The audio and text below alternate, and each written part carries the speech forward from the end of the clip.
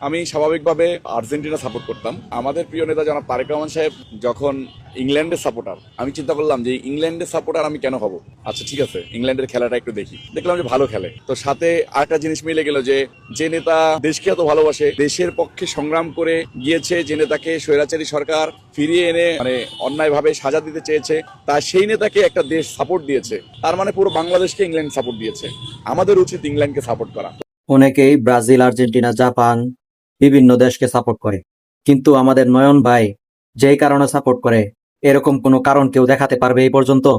অনেকেই মেসি ভালো খেলে এই কারণে আর্জেন্টিনা সাপোর্ট করে, অনেকে নেইমার ভালো খেলে এই জন্য আর্জেন্টিনা সাপোর্ট করে, কিন্তু একমাত্র আমাদের নয়ন ভাই, যিনি কোনো খেলা দেখে সাপোর্ট করে না, কোন দলের প্লেয়ার ভালো সেটা দেখে সাপোর্ট করে না, একমাত্র নিজের নেতার জন্য তিনি অন্য আর একটা দেশকে সাপোর্ট করেন, যদিও তিনি আর্জেন্টিনা সাপোর্টার।